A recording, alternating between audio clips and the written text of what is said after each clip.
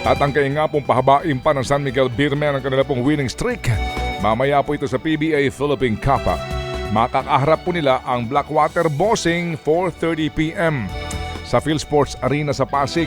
Wala pa pong talo ang Beermen sa kanila pong siyam na laro. At kanila pong tinatangka po na magkaroon nga po ng elimination round sweep. Samantala po naman target po ng Talk and Text tropang Giga na masiguro po ang kanilang pwesto sa playoff sa kanilang laban kontra sa Converge Fiber Xers. Yan po ay 7:30 p.m. Mapapanood po ng live yan sa PBA Rush, RPTV at sa Pilipinas Live App.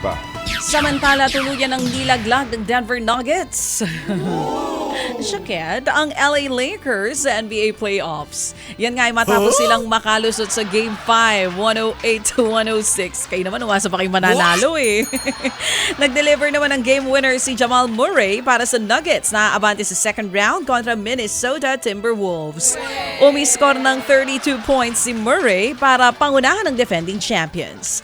Nagtala ng 25 puntos, 20 rebounds at 9 assists si Nikola Jokic. Tatanda rin kayo. Oh well, Siguro po sinasabi din ng mga fans ng NBA na ganun talaga. Sana iba naman. Oo. Opo.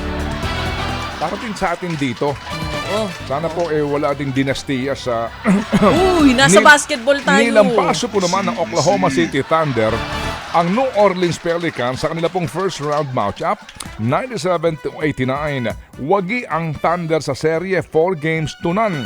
Nagpakawala ng 18-2 run ang Thunder para po naman makabuo ng 11 puntos na bentahe sa huling 3 minuto po ng laro.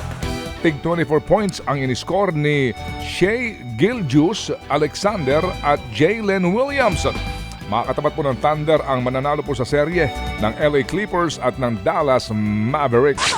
Ted Filon at DJ Chacha ngayon nasa Radyo 5 92.3 News FM Monday to Friday 6 to 10 a.m.